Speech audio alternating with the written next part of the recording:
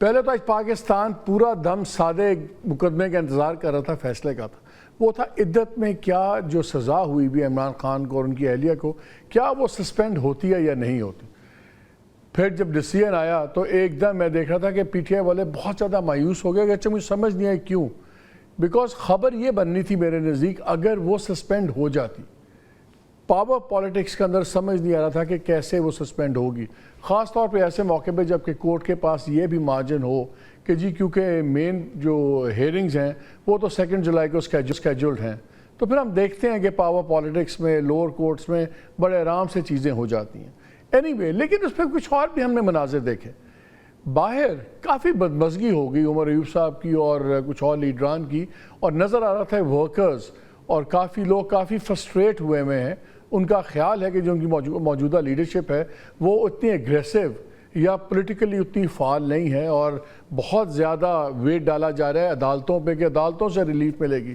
اور ایک پرسیپشن بڑا سٹرونگ ہوتا جا رہا ہے پی ٹی آئی کے اندر کہ اگر عمران خان کو باہر نکالنا ہے، اگر پی ٹی آئی نے کچھ دوبارہ اپنا لوگوں کی کوئی جو سختی ہیں اس میں کمی لانی ہے تو یہ عدالتیں شاید وہ طریقہ نہ ہو، پریشر اور کرنا پڑے گا. اگین ڈوز ورسز ہاکس یہ بھی سین چل رہا ہے. اور پھر ہم نے دیکھا خبریں بھی آ رہی ہیں کہ 27-28 لوگ بڑے اوپنلی بات بھی کر رہے ہیں. اور ابھی جب میں آپ کو سناؤں گا تو جو ایم این اے ہے شندانہ گلزار صاحبہ، انہوں نے بڑی کھل کے کچھ باتیں کی ہیں اور وہ آپ کو نظر آ جاتا ہے کہ یہ کیا ڈیوائڈنگ لائنز ہیں.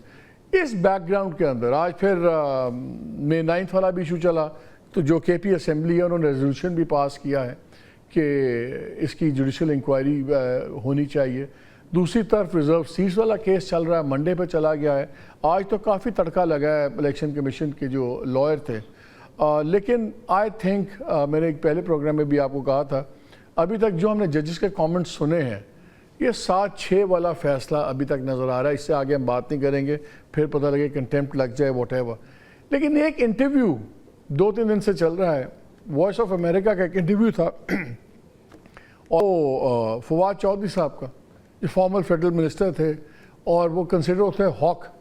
پھر ہاکس کو بھی May 9 کے بعد کچھ ڈو بنایا گیا، پھر بڑا کچھ بنایا گیا، پھر انہوں نے بھی پارٹی چھوڑی، پھر بڑا وہ جو وقت تھا غائب ہونے کا، تائب ہونے کا، سڈنلی ہی از پاپڈ اپ اگین.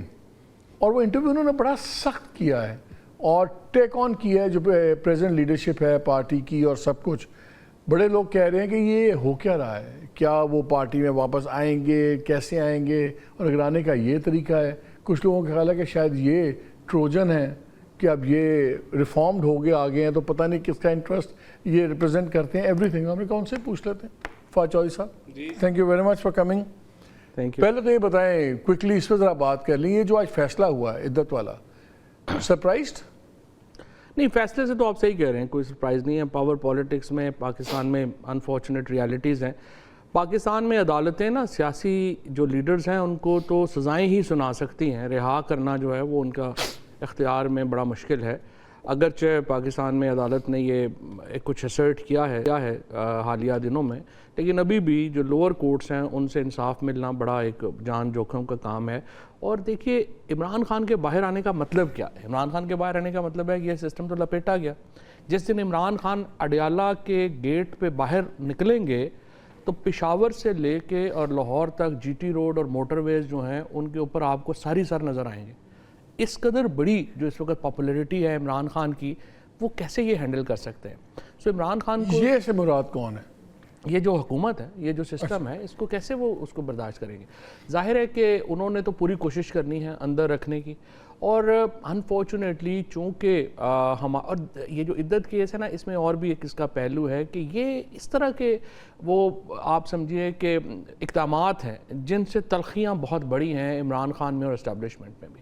جس طریقے سے ان کی بیگم کے اوپر جس طرح سے یہ کیس بنایا گیا، پھر آپ تو اس وقت نہیں جا رہے تھے لیکن جو کورٹ رپورٹرز جس طرح کی جرا وہاں پہ جس طرح کی بحث ہوئی ہے عمران خان کی موجودگی میں، وہ اس قدر شرمناک تھی اور اس قدر گھٹیا تھی کہ کوئی بھی شخص جو ہے، اور عمران خان بڑی عزت والا آدمی ہے. دیکھیں کروڑوں لوگوں کا، آپ کو اچھا لگے نہیں اچھا لگے، عمران خان کے ساتھ کروڑوں لوگوں کے دل دھڑکتے ہیں.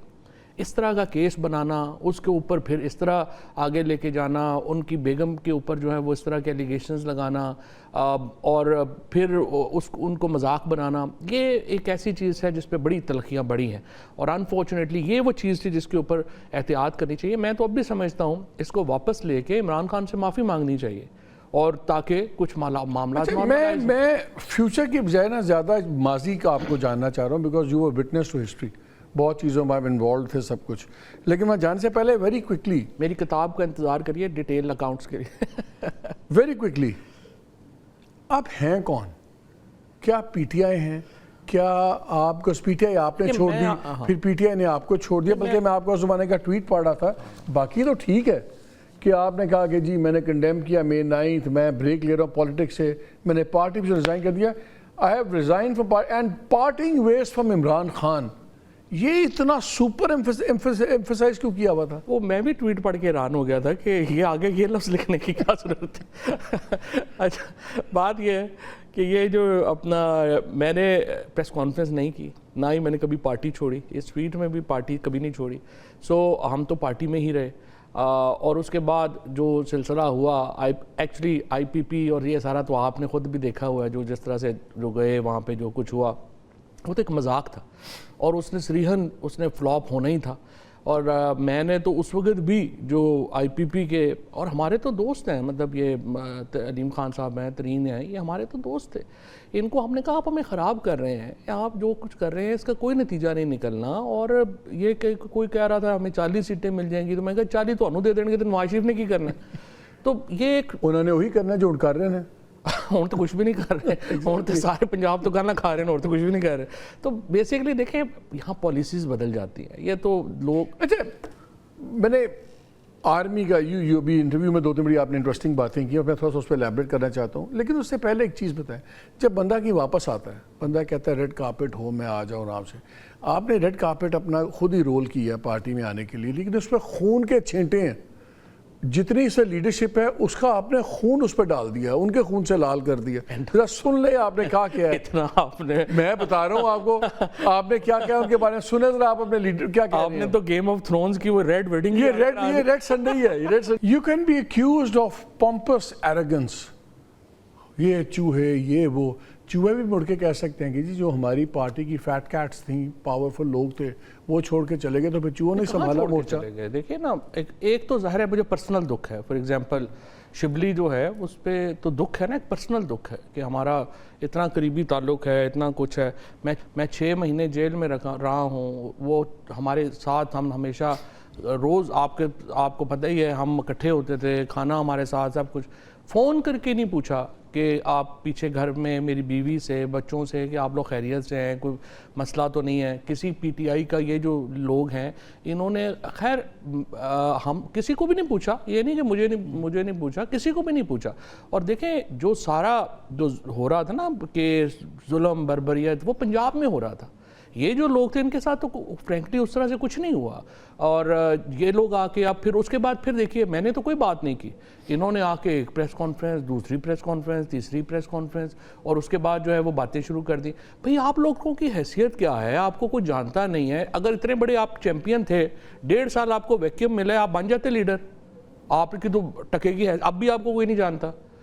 دیکھیں نا, یہ ہمارا جو پی ٹی آئی جو بھی ہے, پی ٹی آئی کو 2016 کے بعد جو سارا پی ٹی آئی کا بنا ہے, عمران خان تو ایک آئیکن ہے نا, وہ تو ایک سمجھیے کہ سورج ہے نا جس کے ارد گرد پی ٹی آئی میں. لیکن ہمارا رول ہے اس میں, پی ٹی آئی جو آج یہاں تک بھی پہنچی ہے اس میں ہمارا رول ہے.